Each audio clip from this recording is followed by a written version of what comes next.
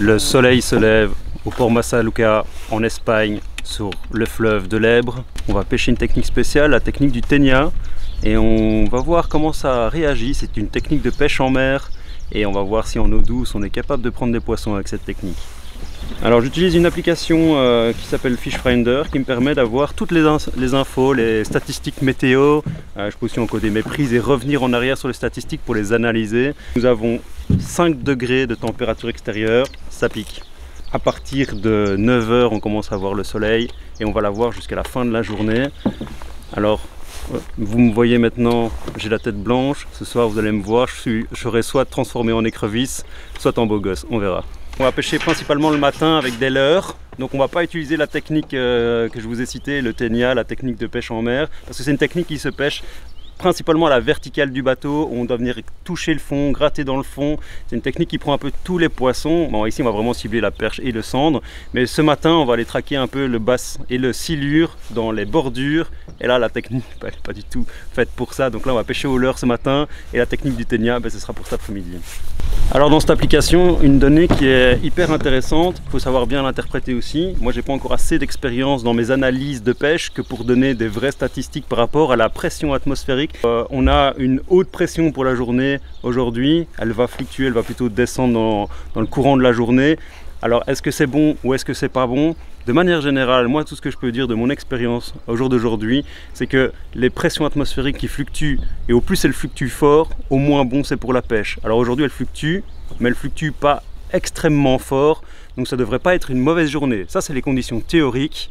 Et les conditions pratiques, c'est maintenant que ça commence. Bon voilà, nous sommes arrivés sur le premier spot de pêche. Donc ici c'est un spot qu'on va lancer, ramener. Donc le bateau on le met en état fixe sur l'eau. Il est localisé GPS, donc il va vraiment rester à l'endroit où on lui dit. Et on va lancer, ramener, on va viser perche et cendre.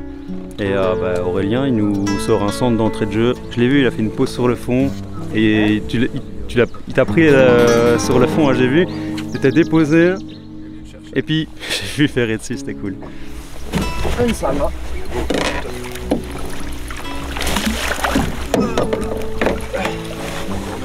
Boum! Et où le leurre est rangé? Ouais. Dans la boîte. Ah ouais. Et on part.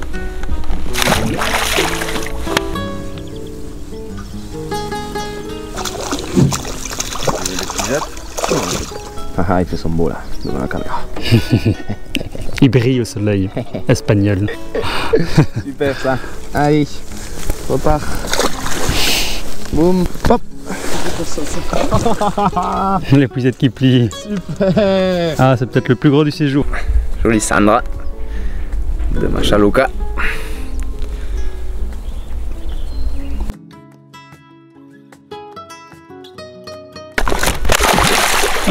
Ah ben voilà.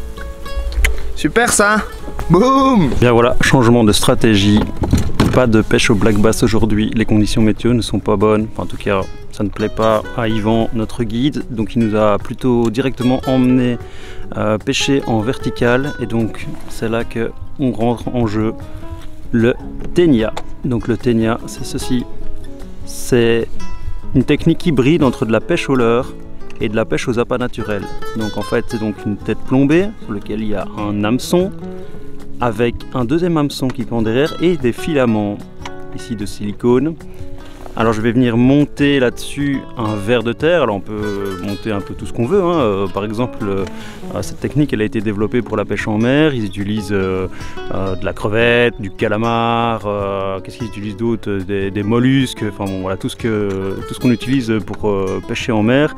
Alors ici nous en eau douce on va pas utiliser du calamar etc, bien que ça pourrait peut-être fonctionner. On va utiliser des choses qu'on trouve plus facilement en eau douce. Le ver de terre est un des êtres vivants les plus utilisés dans la pêche.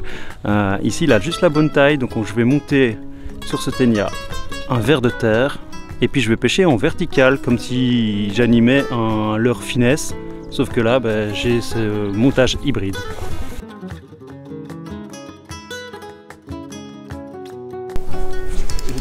Poisson. Poisson? Ouais.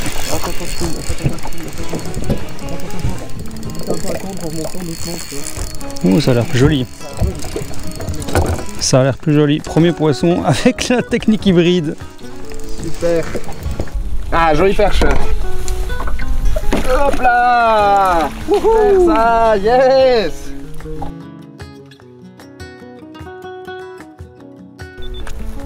Ça fonctionne aussi en eau douce avec vers de terre. Ouais. Il y a 2 hameçons sur le montage. Elle était doublement piquée. Alors là, j'ai vraiment fait déposer sur le fond. Elle est venue me la chercher sur le fond. J'ai fait une petite pause. Belle perche. Hein.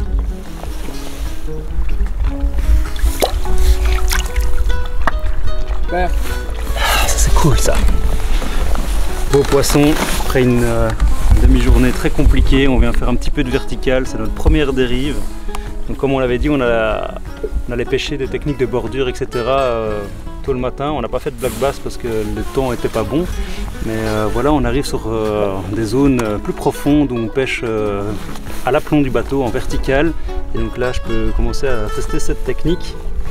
Et je suis plutôt content. Alors cette technique, je l'ai utilisée une fois aussi en Hollande. Ici, on est en Espagne, donc 2 zones totalement différentes. Je vous montre vite fait un petit peu les images de ce que j'ai pu attraper quand je pêchais en Hollande, mais cette technique promet de beaux résultats de pêche.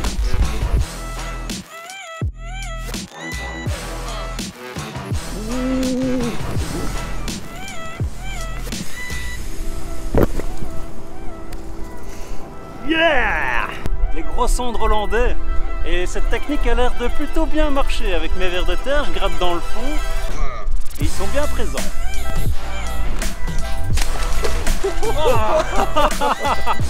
Alors cette technique hybride entre leurre et appât naturel, on m'avait dit que ça prenait de tout. Eh ben je vous confirme, regardez, un énorme crabe d'eau douce. Il a vraiment des pattes bizarres et on dirait qu'il a des poils sur ses pattes. C'est, je le déclare, le crabe portugais. J'ai pêché un crabe portugais. Bon allez, retourne à l'eau. Lâche mon truc. Ouais, il est bien dedans. Salut hein. Ah, oh merde, il m'a laissé sa pince. Il m'a laissé sa pince. Bon allez, c'est le temps de midi. Nous sommes au camping du port Massaluca. Je vais vous faire une petite visite guidée et je vais vous expliquer un petit peu les avantages du site.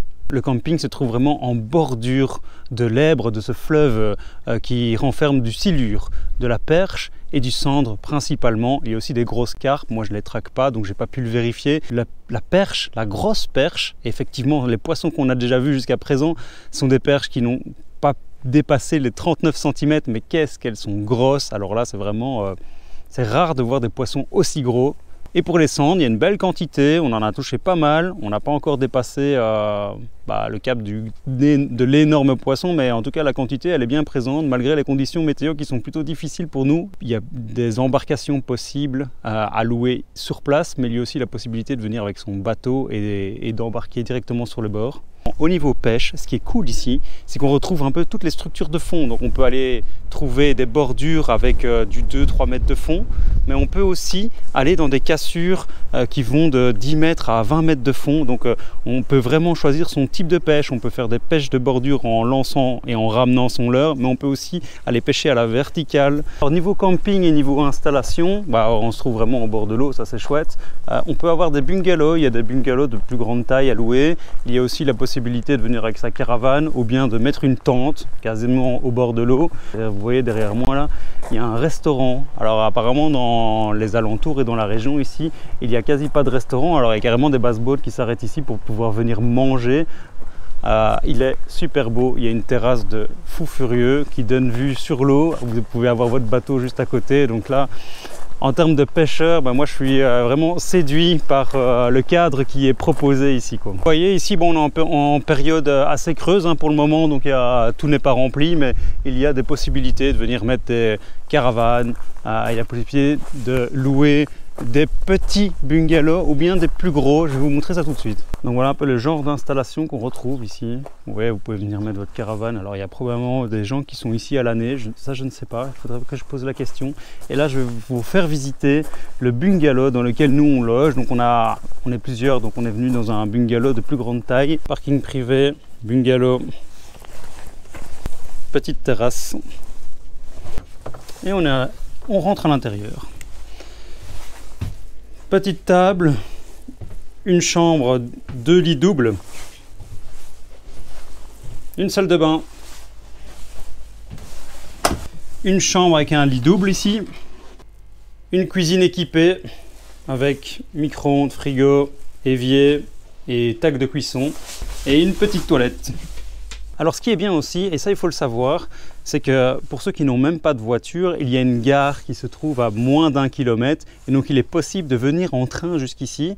Et en dehors des bateaux à louer que vous trouvez là, il y a aussi la possibilité carrément de pêcher en flottube. Alors du bord, je vous déconseille un petit peu parce que je pense que c'est très compliqué de trouver des accès pour pêcher du bord. Mais en flottube, il suffit de se promener devant le campement du camping ici et il y a énormément de poissons à faire. On a pas mal de spots. Par exemple, hier soir, on a trouvé juste devant le camping, en fait, on a trouvé une zone où on a fait 3 poissons l'un après l'autre.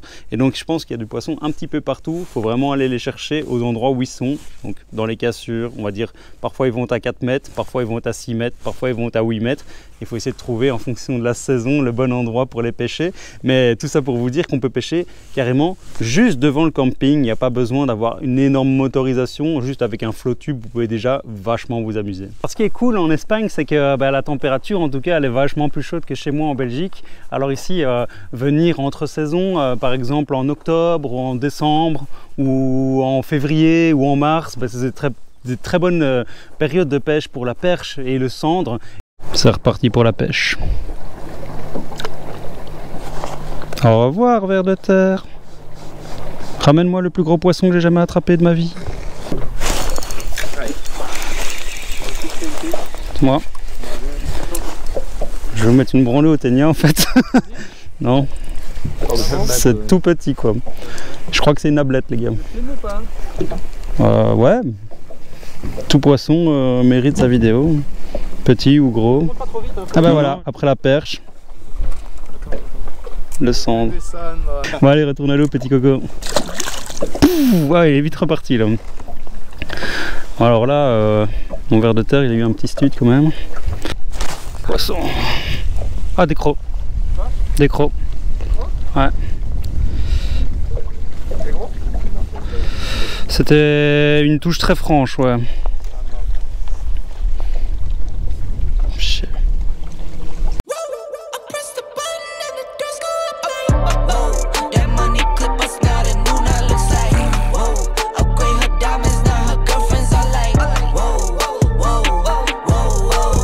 Les résultats de pêche en vertical n'étaient pas terribles et notre guide Yvan nous a proposé d'aller pêcher au leurre dans un spot spécifique à la perche et les résultats, c'était juste terrible.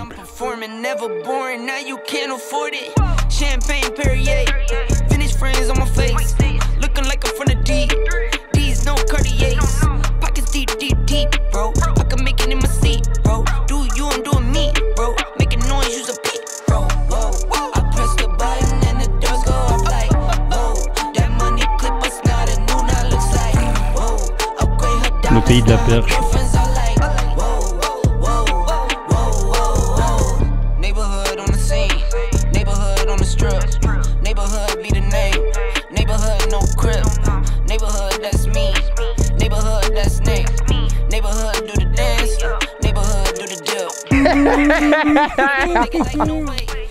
Bon, c'est pas un mythe, hein. Les perches ici, elles sont juste énormes, quoi.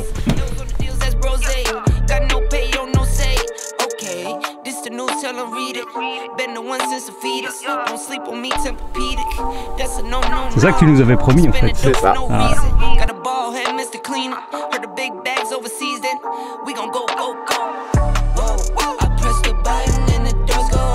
Oh yeah. Dingue quoi. Poisson.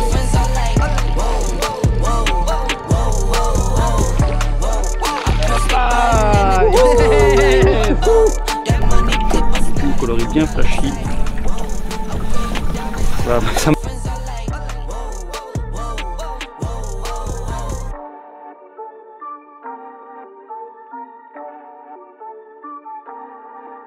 La journée de la perche en fait, hein. Vraiment, hein. En vertical, ouais, c'était du sand, mais beaucoup de perches aujourd'hui. Ça doit être le poisson de fin avec le coucher du soleil. Un cendre. Boum. 50 à peu près. Ouais, plus ou moins. Allez. Allô. Journée terminée sur le bateau. Beaucoup de poissons aujourd'hui. Et bah voilà, les perches, on a bien vu, elles sont toutes super grosses. Vraiment des ballons de foot, c'est incroyable la taille des perches ici. Alors moi qui ai l'habitude de pêcher en Hollande, on dit que les perches hollandaises sont très très grosses. Mais ici c'est encore pire en fait, c'est vraiment toutes des ballons de rugby. Alors, ouais, j'en ai déjà vu des perches aussi grosses, mais là elles le sont toutes. C'est juste hallucinant.